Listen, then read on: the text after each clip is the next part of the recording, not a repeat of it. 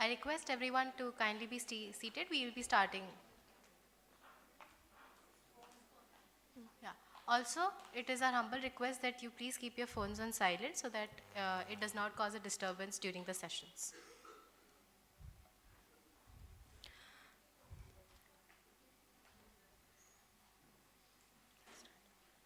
Good morning, everyone. We now proceed to the subsequent plenary session.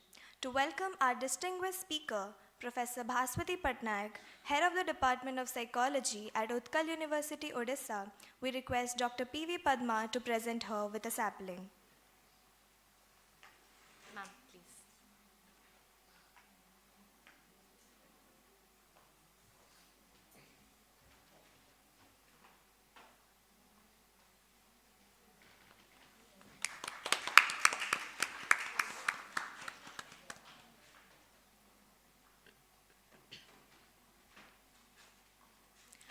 We are now pleased to call upon Dr. Vidya Pujari to give us a formal introduction of our speaker.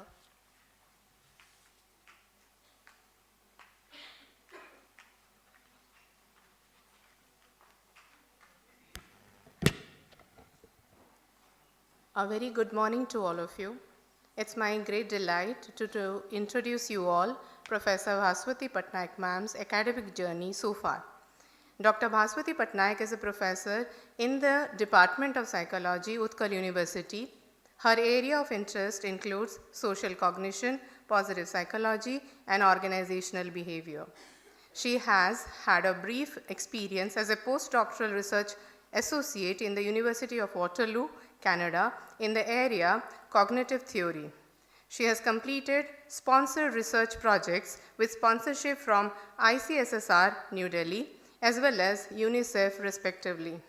She has completed sponsored consultancy for both public sector and non-governmental organizations.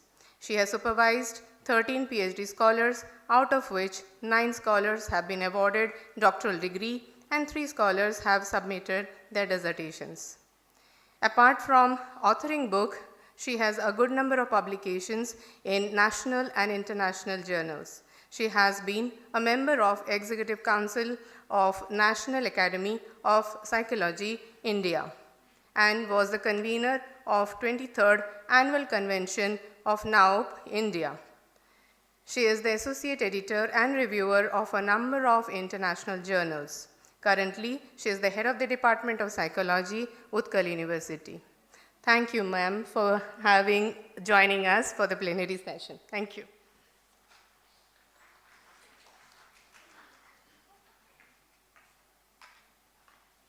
With that, we would now like to invite Bhaswati ma'am to come and give her address. Ma'am, please.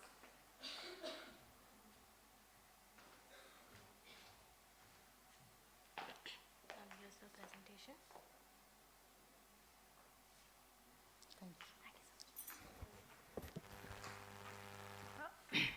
Very good morning, everyone, esteemed Chairperson Padma ma'am, esteemed colleagues, students, the delegates to the conference. Thanks for hosting me here, and I'm delighted to be here once again. I came to Exime University, I think 3 or 4 years back, and to be here again gives me immense pleasure and an opportunity to share some of my thoughts regarding alienation arising out of societal transformation, a topic which is very dear to my heart. I have been talking about alienation about quite some time. Social transformation, as all of us are aware, that it has revolutionized the way of life in every aspect. But the inevitable consequences of societal transformation is palpable. It's remarkable in the sense nothing can be done because it paves the way for all the conveniences and luxuries in life. But what actually is the consequences, what actually is happening in the psyche of humans, in the perceptual and the linguistic faculties of humans, that actually is not so very overtly expressed and is not brought into the narratives often. And that is what is the main concern, that we do not much delve into the consequences that happen very unknowingly into our psyche. So this is a small attempt on my part to share this thought of how societal transformation is causing some not very visible consequences, but at the same time is eroding some of the very subtle nuances or the subtle perceptual and cognitive and linguistic aspects of our psyche. So that is what is the main focus of my presentation today. So societal transformation and alienation, the role of parenting. At last, I would just suggest some steps where the parents and you, the future parents, the students who will be parents in future, how they can bring some change into the lives of their children and how it can make the parents navigate the challenges of the modern life. I'm not saying that there are no pros or there are no plus of the societal transformation that is taking place. I'm aware that the technological and the IT revolutions that is revolutionizing every aspect of our lives is definitely welcoming, because we are transported to another level of scientific endeavors, discoveries, and also the inventions which makes our life much more competitive, much more advanced, and that is definitely admirable. But what are the byproducts or the inevitable consequences which are dormant or hidden from the views of our normal lives? That is the main stake of this conversation. So consumerism is the byproduct of the capitalistic societies, the modern life where the individual competitions thrive. All of us are aware that our mechanized and digitized psyche, particularly of the children, is done to such an extent that the innate dispositions are suppressed. And the cutthroat competition that is very much part of the capitalistic society, the consumerism, the spirit of consumerism is to succeed individually. And that is nothing to do with the advances, but yes, the essence seeps into our lives in a very uncanny or strange way possible. We will see how. And nearly 1 in 10 school children, they get the first mobile phone by the time they are 5. So, and all of us know that I'm not here to talk about how mobile phone addictions or addictions to the digital world, what happens. I'm not here to talk about that, but this is just an instance how our life, how our childhood is dominated by digital world. The child, when the child is born, the moment the child is born, the innate dispositions are suppressed through the mechanistic and the digitized world that we live in now. The societal transformation, as I said, has helped us to make a giant leap from a primitive stage, and the development has left its indelible mark in the material and the psychological ecosystem. Pollution is not the concern just for our mother nature, rather it has been more pronounced in loss of innocence in human nature. So the human nature pollution, that is technically called psychic ecocide. That's the next slide. That is, we will talk about the loss of innocence in human nature called, that is psychic ecocide in the next slide. But first I will talk about how the alienation is a byproduct of the very advanced consumerism spirit that is prevailing in the society today. Alienation dates back to Karl Marx and Durkheim. who is the father of sociology, they kind of, brought this concept of anomie, and the concept of alienation is considered as having 5 components: powerlessness, meaninglessness, normlessness, isolation, and self-estrangement. So alienation is the separation, it's a kind of detachment from the society and the self, characterized by 5 dimensions: powerlessness, normlessness, isolation, and self-estrangement, apart from meaninglessness.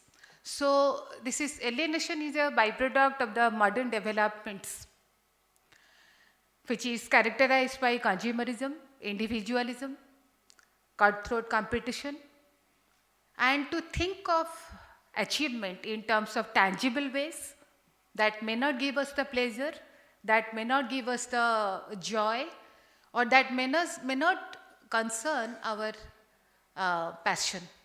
So in this particular alienation stage, where the individual success is quite normalized, one kind of feels very strangely alienated from the norm. That is, suppose I like to dance or pursue a profession which my passion is calling, but the normative definition of success is not that, then you kind of feel that success and achievement, they are defined in a very populistic and normative dilemma. Such kind of alienation can be from so many ways, not just about achievement or success. Let us look at each of the dimensions, how the instrumentality, that is, how I can make an impact on something, that is, the perception that I can make a change, the perception that I can make a difference, or the perception that I can control my consequences, that particular sense of control reduces, as a result of which I feel powerless. So that is powerlessness. The worker's separation from effective control over his economic destiny. One is kind of separated from control over his work, and a kind of a helplessness of being used for purpose other than his own.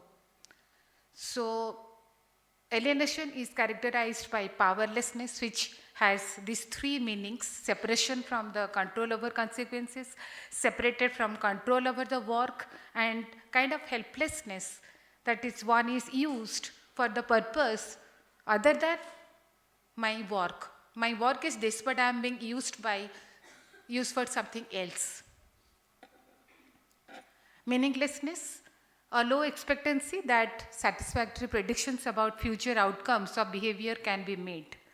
That I am not sure that my behavior is going to result in whatever I desire. And the sensed inability to predict behavioral outcomes. I am not sure that whether if I am pursuing this, it will result in a particular outcome, closely related to instrumentality. The third is normlessness, a painful uneasiness or anxiety, a feeling of separation from group standards, a feeling of pointlessness, or that no certain goals exist. Many of us feel alienated because we don't kind of believe innately in what the group preaches. I'm part of the group, but I'm not very oriented towards the group norm. I feel distantiated, I feel detached. Whatever is going on in the popular terms, it is not appealing to me from inside, but I am here because I need to be here. So the normlessness means a detachment or a strange anxiety that comes from being part of the group, but yet not part of the group. So conflict of norms and social norms, that is normlessness. Then next is the social isolation, a feeling of separation from the group or of isolation from group standards, and again a low reward value to the goals and the detachment from the reigning goals and standards. What my group believes that this is what we need to achieve, this is the standard, but innately I am not close to that kind of a spirit. So that is social isolation. Again, self-estrangement, that's the last one, which characterizes the feeling of alienation, a mode of experience in which the person experiences himself as an alien. Why? Because part of him or her believes in something, but the social desirability is something else. I am doing it for pleasing you, but not me. I am doing a work because that is accepted by the society, but it is not pleasurable for me. So I am kind of dissociated from myself.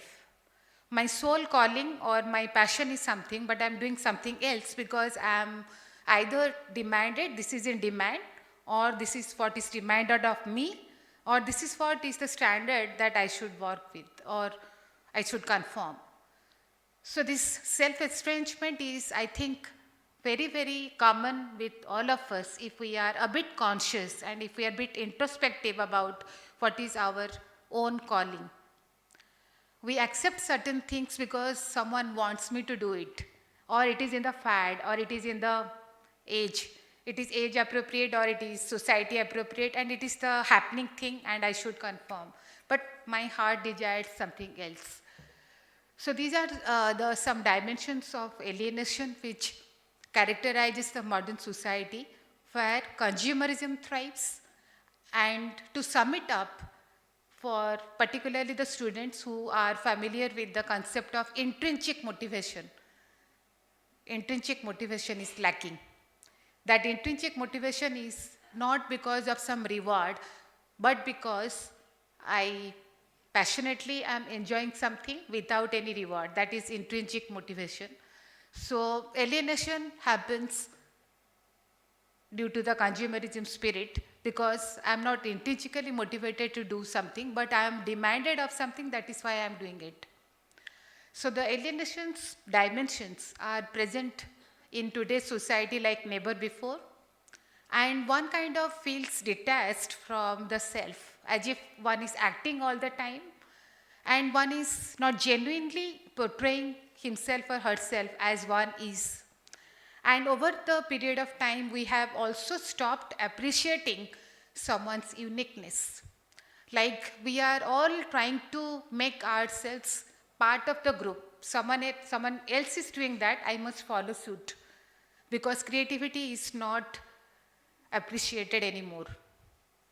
Our parents also are comparing our own children with others.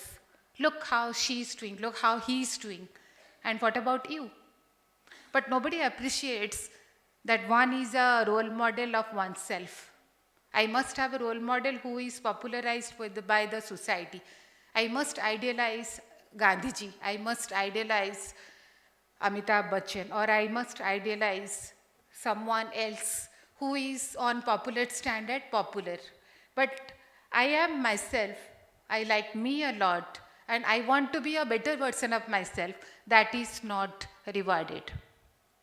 And that is also reflected in the parenting or in the households also.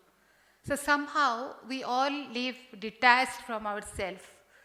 We go on to those directions which is liked or loved by the masses.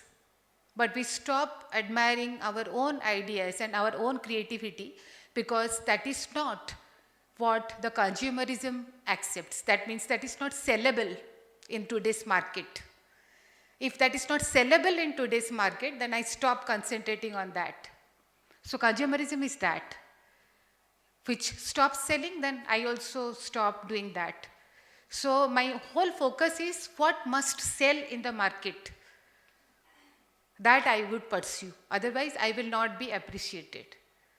So as a result of following whatever others want us to do and whatever is marketable, whatever is accepted by the market, we sort of disconnect with our own calling, our own uniqueness, and we stop thinking about it altogether. And that's what is alienation as a byproduct of the modern lives that we live today, which is characterized by competition, by marketability, by popularity, and what the modern life accepts. So the main concern of my presentation is missing childhood. Is there any child around? Is there any childhood anymore? Witnessing a rainbow and enjoying a freshly plucked fruit are a thing of the past. Irony lies in the demand for a logic to justify the necessity of these subtle experiences of life. If I say that you have missed out on enjoying rainbow, or you have missed out on plucking a fruit from a plant, then I would be asked about the logic. Why are you asking such thing? What happens in a rainbow if I have missed out on that? Then the irony is that I have to find out a logic to justify my question that you have missed out something. So the irony is that nobody appreciates in just one sentence, if I say I love rainbow and I love plucking fruit from the tree, then I would have to supply a logic that why it is important. And that's the irony of modern life. And if you look at missing childhood, is there a child anymore? It's a very common question and it's very unique question as well. We need to ask ourselves, is there a child anymore? I have talked with many faculties of colleges and also students, undergraduate students. I think last summer I interacted with some interns, summer interns that was in FM University.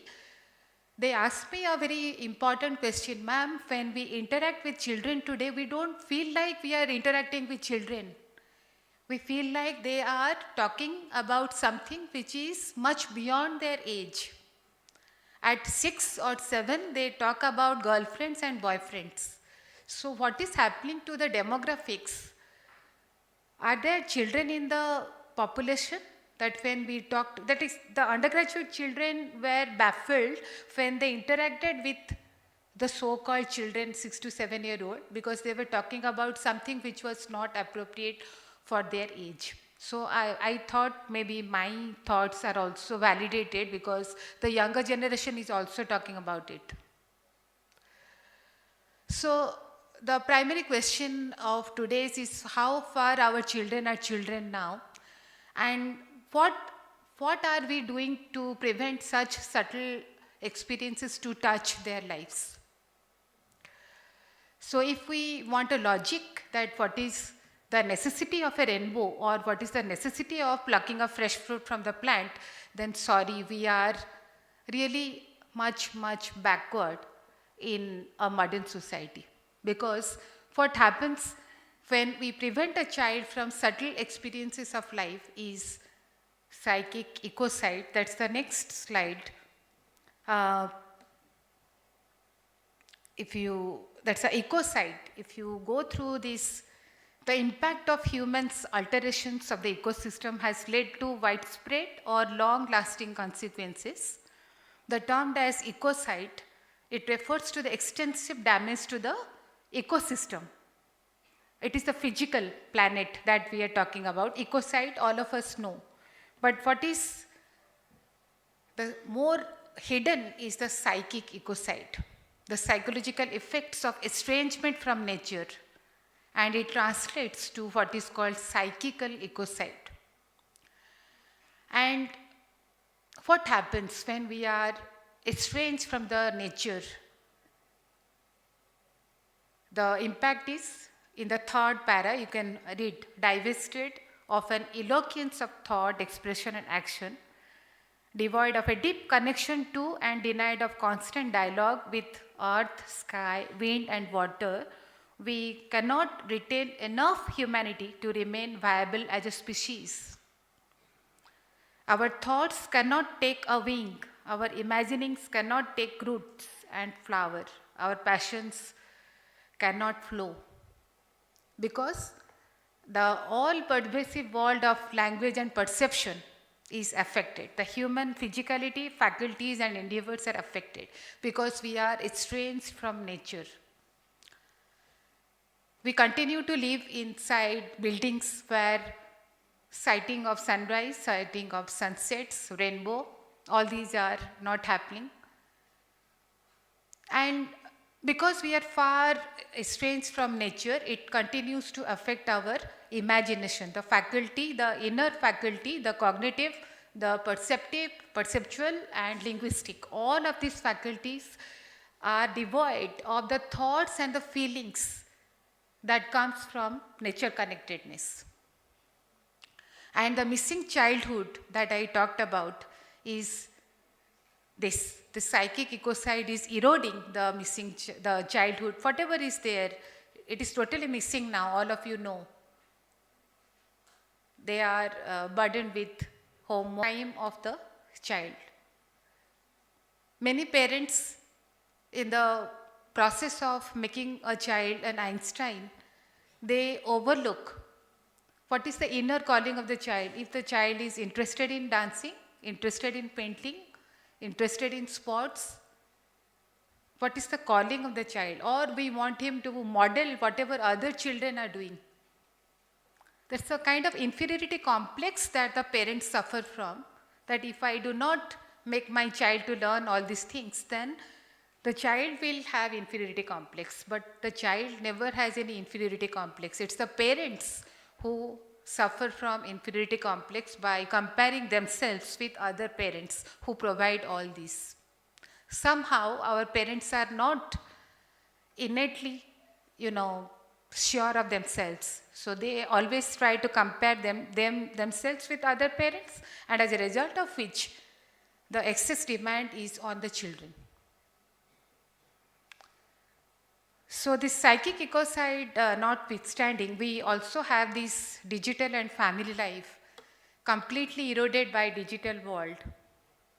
Lack of quality family time, nuclear families, the qualitative change in intellectual pursuits of children, typically lacking in creativity and humor, and aggressiveness.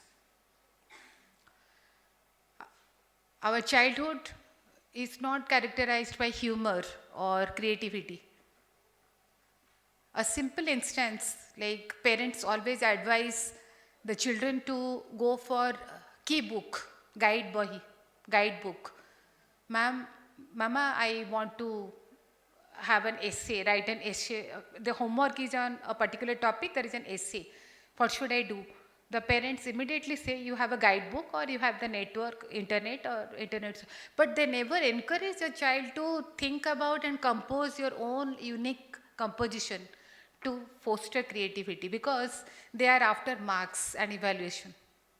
So my child must have the highest mark. So I must kill the creativity of the child by asking him or her to refer to some credible sources. So if the composition is beyond the age, then that's okay, but creativity is suppressed. What I'm actually saying is, we do not foster the creativity by saying that whatever you want to write, you write yourself. Do not refer to the guidebook.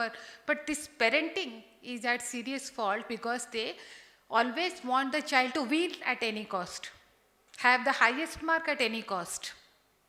So here the child stops thinking about how to compose, how to think, and give free rein to one's thought. So how parents also demand much more than usual, but stop the creativity stint in the child. The home environment has undergone several transformations. There is no breather for a child for storybooks or reading or writing. Before the child is 3 years of age, parents crave to see their child adept in recalling numbers and alphabets. Teachers too succumb to the parental expectations. Poorly constructed meaning of education, the last line. What is education in the preschool? It is very, very poorly constructed in its meaning. We want our preschool days of a child to be with pen, pencil, all the writing, homework and all that. But early childhood education is not that. The early childhood education, the construction of meaning of early childhood education is very, very different, contrary to what is now expected. So coming to the parenting, elicit creativity and imagination, encourage curiosity and exploration with outdoor activities, appreciate subtleties of life, nature, gratitude and compassion.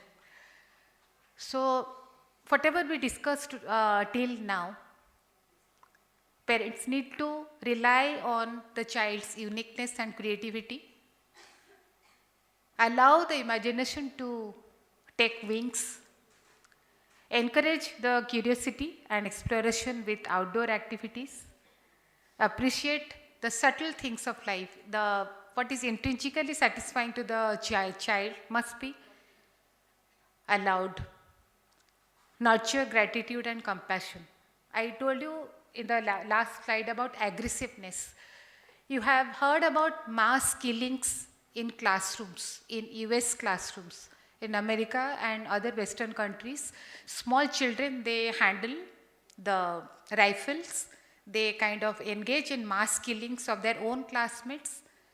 And this rise in aggressiveness of these children is quite surprising, because at 8 or 9 years, they can handle the rifles or the tools, the dangerous murder or mass murder.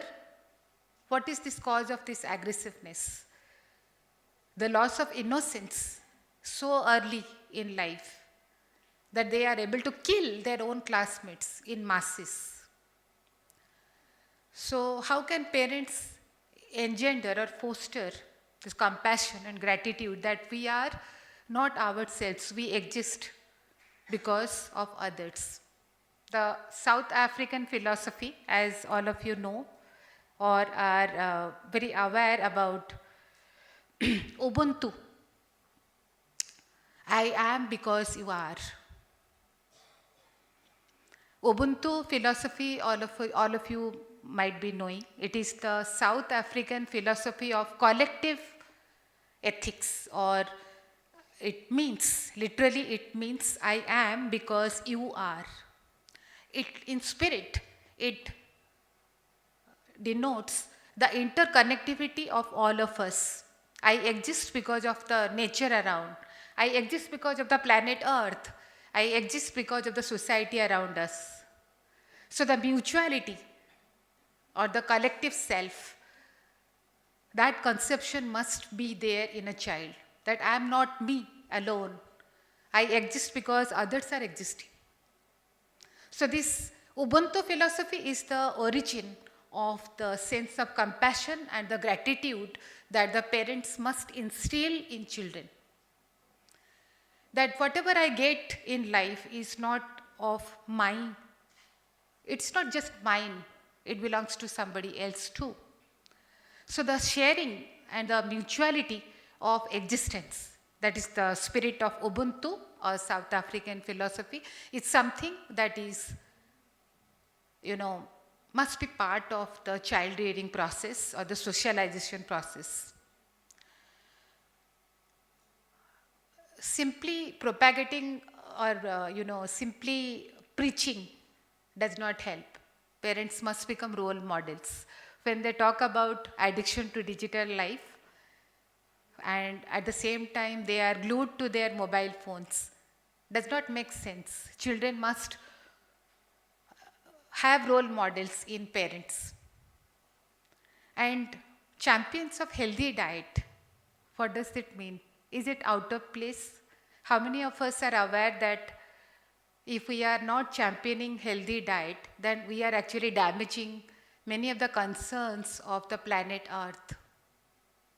Maybe very, very remotely, but yes, we are impacting the way cultivation or plants are growing around the world. How? Suppose I do not have a healthy diet, that means I am only consuming something like fast food, any other, but I am not aware that I am skipping from my meals some grains or some crops or some like millets or something, which if I am separating it from my diet, then automatically it is influencing the crop or the cultivation of that crop. And some millets, some organic millets are instrumental in safeguarding our planet Earth, the environment, because they are less resourceful. That is, they are less demanding in terms of care, water, and they are more helpful in conservation of soil and water on earth. Some crops are sustainable, some friendly, some crops are sustainability friendly. That means if we are excluding some of the organic diets from our food, that means we are neglecting some crops to be grown worldwide. And if we take those diets, the farmers will be encouraged to grow that crop, and our planet Earth will be indirectly benefited by conserving the soil and the water that is used. So, healthy diet is not just for our body, but it has repercussion on planet Earth. So, why I clubbed it in the Ubuntu philosophy? Because every second or every minute of our existence is impacting others. So the very essence of mutuality of existence has to be somehow part of the socialization process. And this is how the parenting is important.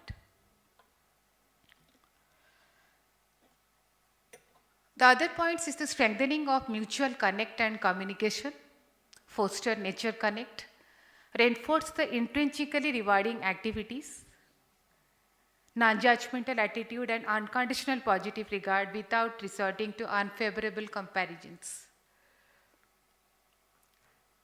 I told you about nature connect, why it is important, because without nature connect we lose out on the faculty. The subtlety of life affects our faculty in the cognitive and perceptual sphere. So nature connect is important. Reinforce intrinsically rewarding activities. That means we must allow children to safeguard their own passion and interest, which is intrinsically rewarding, because if we do not allow children to pursue their own interest and passion, then they are part of the mainstream so-called. And at the end, they will feel alienated from the society because they are not pursuing something that is close to their heart. Alienation is inevitable if they are not allowed to pursue their passion. So whatever is intrinsically rewarding to the child, parents must allow. Non-judgmental attitude and unconditional positive regard without resorting to unfavorable comparisons. I told you from the beginning that uniqueness is something we are not appreciating. We always want our child to be somebody else. So unless and until parents stop comparing their children with others, until and unless the parents appreciate a child's uniqueness, each one of us is unique. There is no one else like me. I am not like anybody else, and you are not like somebody else. You are you, and that is what is great about you. And unless you love yourself, unless I love myself, unless I love my uniqueness and I appreciate your uniqueness, we cannot thrive as a community, or we cannot thrive as a human species. We will be plunged into the sea of consumerism, and we will pursue what others are preaching. And at the end, we will be alienated. Part of the dissociation process will start. All the kinds of symptoms of alienation will seep in. So what is the way forward? I hope I am not taking much of your time. With a conscious and united effort, let the missing childhood be back. Let the future inhabitants of this planet be the champions of a healthy and meaningful life, an end in itself. Beholding the rain bugs after a fresh shower, let it not be termed as wishful thinking. In our childhood, we used to witness the fresh, rain bugs, little bugs, red ones, over the grass, greenery. They will start walking after the rain. It was a very usual happening for all of our childhood, but it is kind of missing for all of you. Quite a Few of you might have witnessed rain bugs after fresh rains. Let it not be a wishful thinking for our future generation. Let our future generation witness the rain bugs after a fresh shower, even if it not literally or physically, but at least have our children the subtle faculties, perceptual faculty to appreciate the beauties underlying the witnessing of a fresh shower. Thank you for your patient listening. Thank you so much. I would love to take questions if there are any. That is why I cut it short, even if there were more slides. I thought that the span of attention of the audience should be respected, and I should be able to take more questions.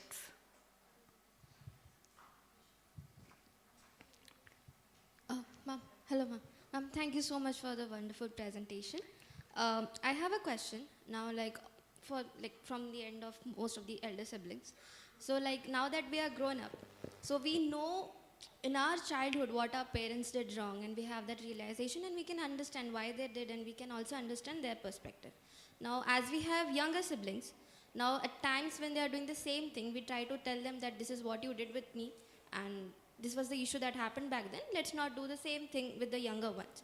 Some parents are open to that, they try to change, but some are still stuck that, okay, this is the one way in which things change. You also change, right? So your younger sibling might also change. But some don't understand the change in personality, mentality, and because they are now the new generation, they have a whole different way of working and talking and everything. So ma'am, I wanted to know how can we break this chain of parents not understanding at points that the same thing is not applicable for both the children. Yeah, thanks for the question. Yes, some parents are, they are sure enough to break the path that, yes, I don't want my child to be part of the bandwagon, or and also be creative enough to choose a career path that is less accepted. But yes, I think it is the innate lack of certainty in the parent's psyche that if I am not part of the mainstream, then I would be sidelined, and they are actually, they feel defeated inside when they compare themselves with other parents. And partly, I am very sorry to say that they want their own dreams to be fulfilled by their children. Whatever dreams they could not themselves do, they want to see it through the children. That's a major mistake that parents are doing. If I could not remember a particular alphabet in class 1, then I want to have a child who completely remembers or gets by heart the entire dictionary. If I could not learn one alphabet, the entire dictionary has to be learned by the child. That means over demanding, because I want to live my own unfulfilled dream through my child, and that's the biggest mistake. And unless, I think parents need to be aware through awareness sessions, through them individually or in group, or if future parents, I think when they are you are more aware, because you are all aware about what is alienation and what is modern life doing, you will be making better parents than your own. So I think yes, what we can do is bring something into the narratives, like through discussion and through how we are, suppose the parents do not know that what can happen when we are devoid of nature connect. They do not know. That is why they are more into, push the children to studies and not go outside, not encourage outdoor games. But we have to somehow bring all these discussions into the narratives, daily discussions, and training of parents, these are not happening. I won't say training programs and all, because that is not happening. Yes, schools in the parents-teachers meeting. We have a preschool in our university that is under our department. It is named after the famous psychologist Radhanath Rath. Uh, it is called DARTSI, Demonstration and Research Lab of our department. Here in the parents teachers meeting, what we do is we kind of, even if it's a PTA, like parents teachers meeting, but we kind of convert it to a kind of a discussion which the parents might not be knowing. So in our own ways, we can make the parents be aware that yes, every child is unique. We must respect the innate dispositions of a child and not compare him or her unfavorably. Yes, those are the. I hope I answered this. Yes, ma'am. Sure, ma'am. Thank you so much, ma'am.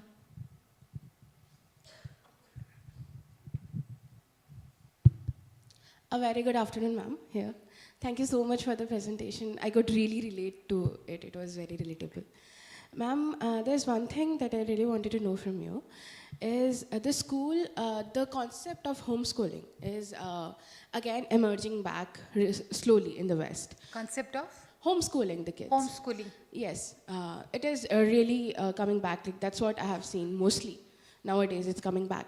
So, ma'am, may I know what your idea of this concept is? What's your opinion on it? Homeschooling the young minds in their own home with their own safety, parents and nature, and not in the outer world. You see, it is one way is to, advise parents not to be part of the bandwagon. And second way is to realize that every child also should be capable of, earning something that is, be self-sufficient. So when we are rearing up a child in a very competitive environment, and if the child is not equipped with the kind of modern education and the kind of skills that he must learn to be part of the society, because one needs to be self-sufficient. And if one is not coping to the competition, then one is out of the rat's race, then the self-sustenance is in question. So we cannot prevent the child from being part of the mainstream, because one has to achieve, one has to be part of the competition, one has to be, topping the class, so to say, for getting ahead. I cannot say that yes, every child should be, whatever he wants he should get and not part of the main education. No, I'm not saying that. But in spite of all the things that is happening in the modern life, what side by side what we can do is instill schooling that a child should be getting. But yes, some parents are capable, but not all parents across the society, like across the intersectionality thing I am saying, like class, caste and all that. So yes, homeschooling partly possible, but I would say that whatever in the existing scenario, the kind of education system is we are having, in that context also, I think all this can be possible. Like when the parents are a bit conscious that if due to the inevitable consequences of modernity, yes, the things will happen. But yes, on our part, how we can make a sense of pride and sense of security in a particular child, that is for the each parents to realize. And they must also become role models, not just preach, but also believe intrinsically. So, Thank you so much, ma'am. thank you.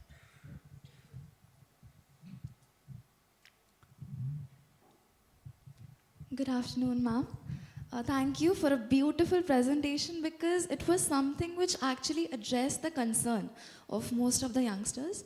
So, ma'am, as you already said, that the society follows a normative structure which somewhere leads to alienation, and that somewhere or the other changes the meaning of success for us and for the society.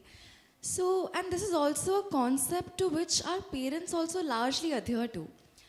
So, as individuals and children, how do we cope up with these rigid social norms while also preserving our creativity? Because there is like we want to make our parents feel proud, and also we want to like use our potential to the fullest. So, how do we create a balance between that? That is, first thing I think it's a belief in yourself. One has to wait a bit longer if one chooses a road which is less accepted. So because the success will come a bit later than others. And not to succumb to the sub goals, not to, it is just to have to delay the gratification and delay the onset of success. So if you are succumbing to that others are actually getting success much earlier than me, they are being applauded, they are being appreciated, but not me, I am the odd man out. So if all these thoughts are bothering you and is not allowing you to be you, that means something is wrong. That means you are not sure of yourself. But if you want to strike a balance, that means you can still stick to your own uniqueness and wait a bit longer for other people to appreciate. Because success will not come very easily or quickly from others' point of view. But if it is intrinsically satisfying, then yes, well and good. You must be sure that I am enjoying it. Let people say what they want to say. But in the long run, it is my success that is matters to me much more. I would cite an example, that is, if you come to the research area of faculty, many faculty, they are like, I was in NIT Rourkela before I joined Utkal. In that department, the focus of the research area was quite spelt out by the authority, that if you do research on this and this, then our institution will get more points and all. Try to bring in this into your area of research. I won't say much pressure, but yes, it's certainly a kind of a demand was there from the authority. Some faculty succumbed. They gave up their own research area and accepted what the authorities demanded. But one or two faculty, they tried to preserve their own interest area, persevered in the face of criticism from other faculty, that अरे वो क्या कर रहा है, वो कुछ meaning नहीं है, अंडमान निकोबार कौन पूछ रहा है, फालतू research. Everyone was criticizing. But the faculty had stuck to the, and he persevered and stayed up to his own roots. It took, I think, 5 years longer for others to appreciate about his research work, and the victory was his at the end. But the fact is, the patience, the absolute belief that you must have in yourself in the face of criticism, that is important to strike a balance. Yes, success will be delayed, but granted, yes, definitely. That is all. Thank you so much, ma'am.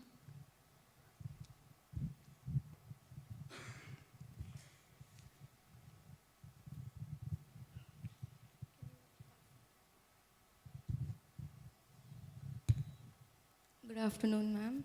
Thank you so much for your insight. Ma'am, you mentioned one thing that, so I think another perspective can be, it's not just that parents are sending their children to classes to be perfect. I think they are seeing, as we can see nowadays, that children are always glued on the phone. And parents are unable to figure out that what interest of the children.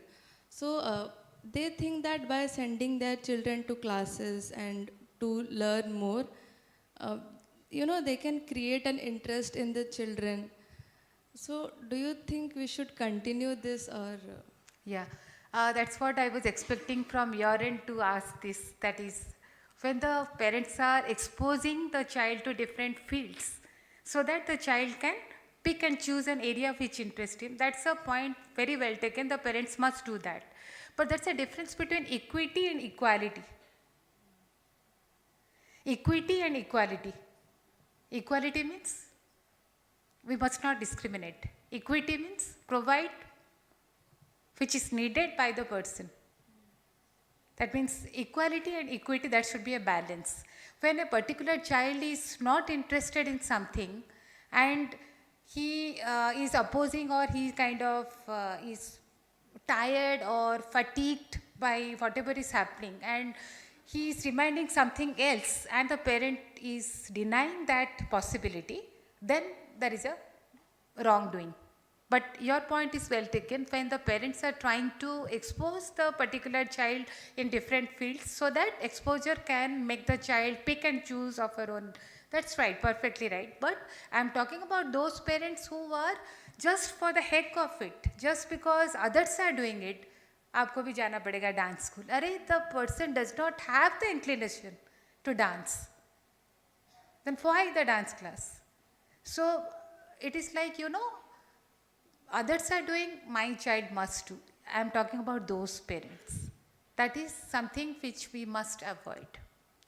No, sometimes the parent are unable to distinguish. Is the children actually doesn't like it, or it's just that?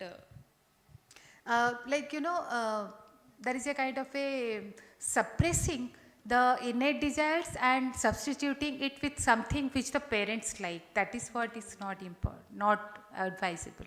I like my child to be a good dancer because in social circles, if the child is not able to dance, then my image will go down. So let the child learn dance so that he will be equipped and better equipped to show up in the social occasions. But there are children who do not like to be part of that, and that must be respected. If the child is not wanting to dance, let it be. Every child is not supposed to dance in social occasions. So the parent must accept that, what the child wants. But yes, if the child is having inferiority complex because the child is not learning something, then the scope should be given. That's a difference. I'm talking about suppressing the innate desires and putting the child in a place or a space where he's not comfortable. That's identifying the real interest and making a balance between parent interest and the child interest is very important. Not imposing is very important. That's a very subtle line, but yes, there is an imposition which can cost a lot from the psyche. Thank you, ma'am.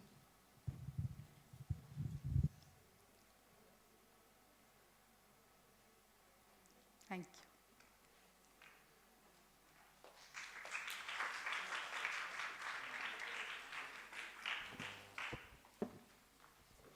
Thank you so much, ma'am, for that thoughtful and engaging address.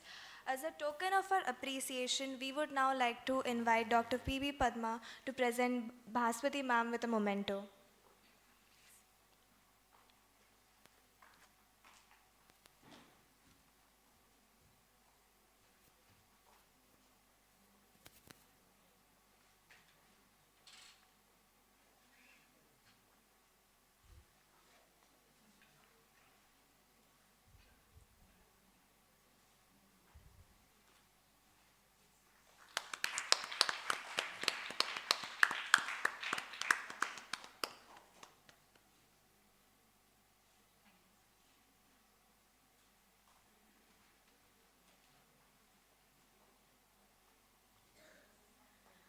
With that, we shall now adjourn for lunch.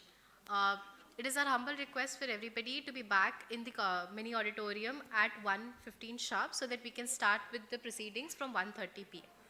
We will be having the plenary speech and followed by the technical presentations of the offline paper presentations. Thank you so much.